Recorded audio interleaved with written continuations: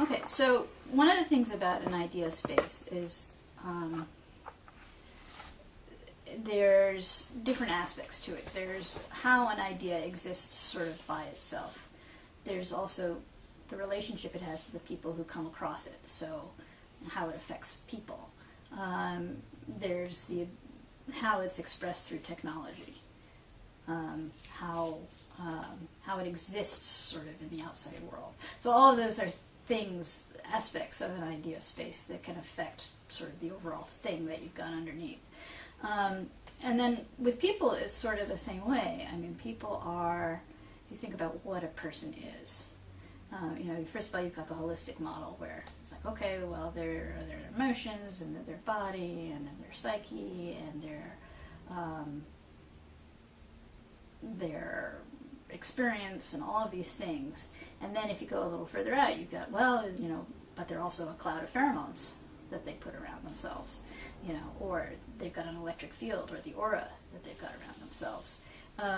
So the structure of where one person ends and where another one begins is not necessarily as clear as you might think it would be.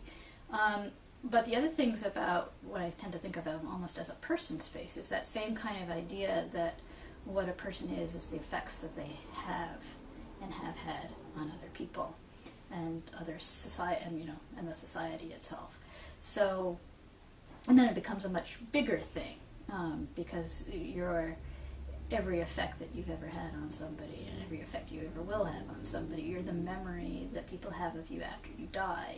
You're all of these things, and it's like I almost start to think of it, and then if you go deeper in, and you look inside the cells and you start to get into the subatomic and all this stuff about energy and light and all that kind of stuff, you're all of these things.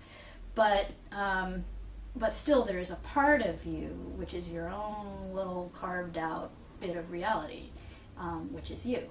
And, that it doesn't you don't really get that far talking about a person as all of these things. Even though you are all of these things, there is still something that is you.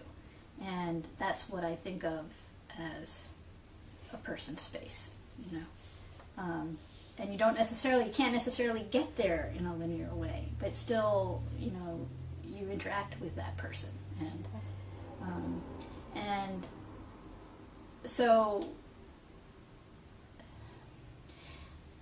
I think it's almost like thinking of a person as a mathematical construct in that same sort of way, but it's also, on a very deep level, the way that you interact. So a lot of this stuff is a little trippy, and that was one of the reasons that I didn't say any of it for a long time, because I'm like, okay, how are you going to explain that? And sort of come up with this hope that, if you get enough of the angles in, that if I just tried to start out with here's a book about person space, I think it would be...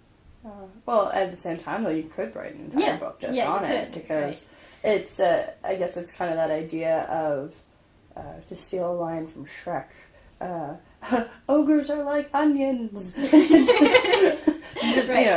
in this case, people. It's just like, it's such an interesting idea to look at the different layers almost of what makes us. Right. And so it's like dissecting a theoretical space to find the heart of it. And what's interesting, though, is that really strongly applies, for me, to the healing process, because that's exactly what you're doing.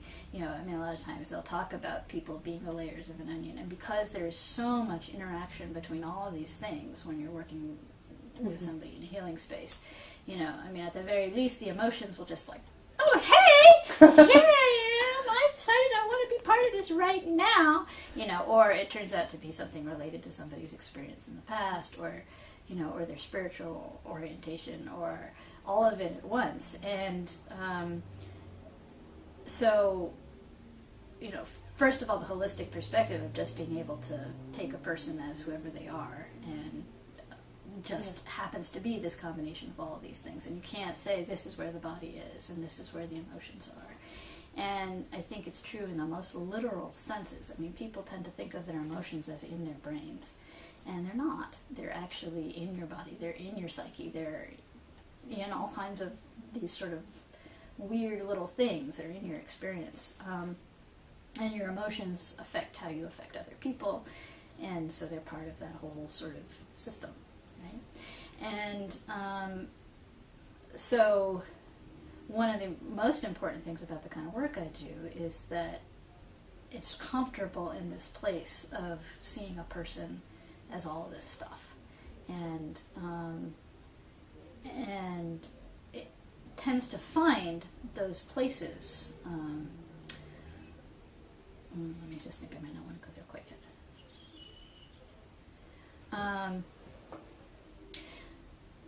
Yeah. So that's another aspect of the person space is, working with somebody in a healing situation, where all of that comes into play as well.